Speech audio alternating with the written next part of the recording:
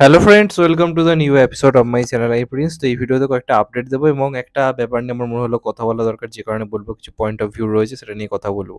তো প্রথমে তোমাদেরকে এক এক করে ইন্ডিয়ান সিনেমার কিছু আপডেট আগে দিয়ে দিই, তারপর আমি আমার বক্তব্যটা রাখছি।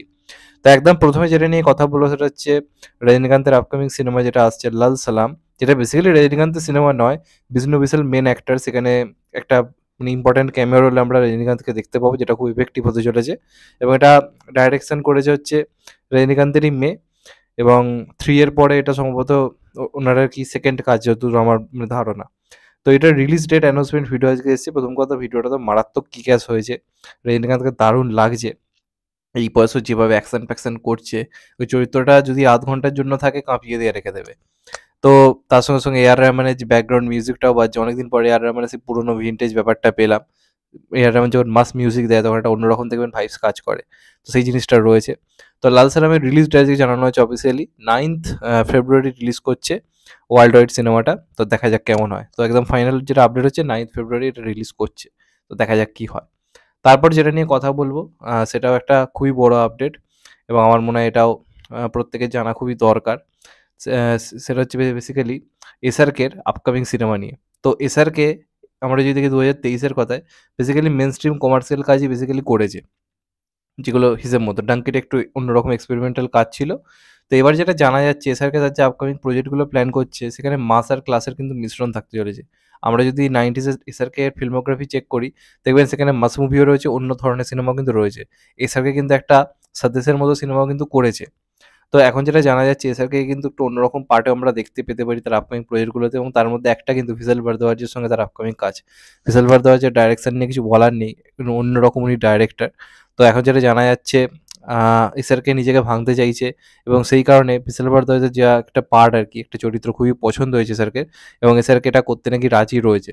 এবং এক এক করে এই বছরের মিডিল থেকেই এক এক করে অ্যানাউন্সমেন্ট স্টার্ট হবে শাহরুখ খানের আপকামিং সিনেমাগুলো। তার আগে আমরা এপ্রিল অবধি কোনো রকম কোনো অ্যানাউন্সমেন্ট কিন্তু শাহরুখ খানের সিনেমার পাবো না। এপ্রিলে মানে বছরের মাঝখান থেকে এসআরকে এক এক করে সিনেমার অ্যানাউন্সমেন্ট আসতে থাকবে।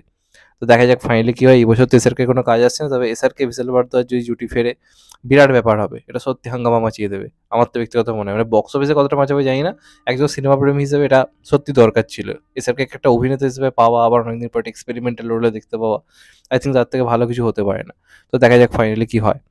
এরপর কথা বলবো বেসিক্যালি একটা ট্রেলার নিয়ে, সেটা হচ্ছে না সামিরাঙ্গার ট্রেলার, এবং এটাতে অভিনয় করেছে নাগার্জুন। দেখুন, সাউথের যত হিরোই আজকে সে নামটা করুক না কেন, যাই করুক না কেন, আমার এটা ব্যক্তিগতভাবে মনে হয় প্যান ইন্ডিয়ান স্টার প্রথম, মানে যার সিনেমা হিন্দি ডাব হয়ে দেখা লোকে শুরু করে, যার একটা হিউজ জনপ্রিয়তা সাউথ থেকে নর্থে হয়েছিল, সেটা হচ্ছে নাগার্জুন। অবশ্যই নাগার্জুনের যে সিনেমাগুলো একসময় আসতো হিন্দি ডাব হয়ে, এবং নাগার্জুনের একটা সিনেমা ছিল, নামটাই ভুলে যাচ্ছি, ওয়ান ম্যান আর্মি বা আমার ঠিক খেয়াল নেই নামটা, যেটা সেই মাস বলে গানটা ছিল। আরে রে মাস, দেখবেন একটা গান ছিল, আমার নামটা কিছুতেই মনে পড়ছে না। তোমাদের মনে থাকলে অবশ্যই জেনে, দেখেছি, অনেকবার দেখেছি সিনেমাটা। তো সেটার মাধ্যমে কিন্তু সাউথের যে জনপ্রিয়তা হিন্দিতে আরও বিরাট পরিমাণে হয়। তো অনেকদিন পর নাগার্জুনের সেই পুরনো অবতারটা দেখতে পেলাম আজকের ট্রেলারটা। নাগার্জুনের অনেক সিনেমা রিসেন্ট টাইমে এসছে, দেখে ভাই মন ভরছিল না। আজকে এই ট্রেলারটা দেখলাম, মানে টিপিক্যাল যেরকম সিনেমাগুলো হয় সেরকমই, এমন কিছু আহামরি কিন্তু তা কিন্তু নয়। সেই একই রকম ধাঁচের লাগছে, আলাদা কিছু যে লাগছে তা নয়। কিন্তু ভাল লাগে যে এরা নিজেদের যেটা রুট, যেটার কারণে এরা সুপারস্টার হয়েছে, যে সিঙ্গেল স্ক্রিনের জন্য, তাদের জন্য অনবরত কাজ করে যাচ্ছে এবং ওখানকার অডিয়েন্সেরও যে সাপোর্টটা রয়েছে। তো আজকে ট্রেলারটা দেখলাম দুর্ধর্ষ হয়েছে। যেমন মাসি মিউজিক বাজে তেমন মাস অ্যাপিয়ারেন্স নাগার্জুনের। কেউ বলবে লোকটার বয়স 60+ পেরিয়ে গেছে, ছেলের বয়স অলরেডি 30+, 30 না 35 বছর বয়স, তার বাবা এরম ফাইটার করছে, মানে এখনো নাগা চৈতন্যর বাবার থেকে অনেক কিছু শেখার রয়েছে। এই বয়সে নাগার্জুন যে খেলা দেখাচ্ছে ভাই, প্রথম কথা ইয়ং লাগছে, আর তার সঙ্গে সঙ্গে অ্যাকশনগুলো কি করেছে, কাঁপিয়ে দিয়েছে। এবং লাস্টে একটা সিকোয়েন্স আছে, একটা মানে আগুন জ্বলে একটা তরোয়াল ছুটছে এবং সেটা দিয়ে সিগারেট জ্বালিয়ে দিচ্ছে নাগার্জুন। ওই সিকোয়েন্সটা দারুণ হয়েছে। তো আমার দারুণ লেগেছে ট্রেলারটা, এক কথায় ফাটাফাটি হয়েছে, এবং আমি সত্যি সিনেমাটা দেখার জন্য এক্সাইটেড রয়েছি। তো এটা 14 তারিখে রিলিজ করছে, জানি না এখানে আসবে কিনা, তবে খুব দেখার ইচ্ছে রয়েছে। ট্রেলারটা দেখে ভাই ফিল পেয়েছি একটা।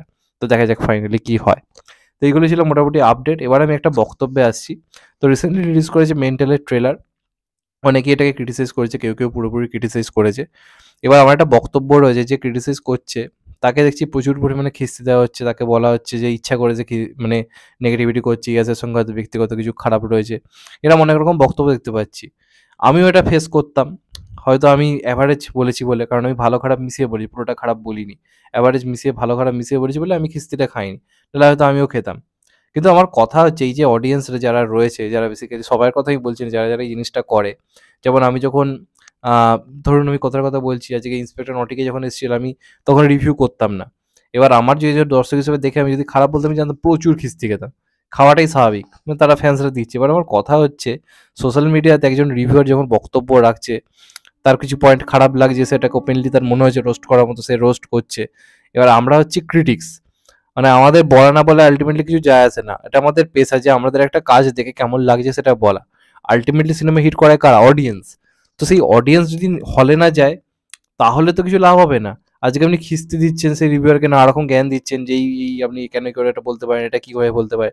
তো আল্টিমেটলি আপনি যদি হলেই না যান এত কিছু বলে, তাহলে তো সিনেমা হিট হবে না। তাহলে তো আজকে বাংলাতে ইন্সপেক্টর নটিকে সুপারহিট হতো, আজকে বাংলাতে বাজি সুপারহিট হতো, আজকে বাংলাতে কিডন্যাপ ব্লকবাস্টার হিট হতো, আজকে বাংলাতেই পরবর্তীকালে যে মির্জা আসছে এগুলো ব্লকবাস্টার হওয়া ডিজার্ভ করে। কারণ এতজন যে খিস্তি দিচ্ছে কমেন্টে সোশ্যাল মিডিয়াতে, সেই দর্শক তো হলে আর যায় আমি বাংলায় খুব একটা দেখতে পাই না। আজকে আমার মনে হয় না রিভিউয়ের উপর কিছু নির্ভর করে বলে। ৩টে সিনেমার নাম করছি আমি। টনিক, তারপর ধরুন পরিণীতা এবং ম্যাজিক, এই ৩টে সিনেমা প্রচণ্ড বাজে নেগেটিভ রিভিউ পেয়েছিল বাংলা রিভিউয়ারদের কাছ থেকে। মানে 90% জন খারাপই করেছিল। কিন্তু সিনেমাগুলো কিন্তু বক্স অফিসে একটা ব্লকবাস্টার হয়েছে, একটা হিট হয়েছে এবং আরেক দুটো সিনেমা ৩টেই কিন্তু হিট হয়েছে বক্স অফিসে। তো অডিয়েন্স যদি যায় হলে তাহলে কিছু যায় আসে না। এই যে টনিকের যে অডিয়েন্সটা বেসিক্যালি ছিল ফ্যামিলি অডিয়েন্স, তো তারা কি রিভিউয়ের উপর কোনো গুরুত্ব দিচ্ছে?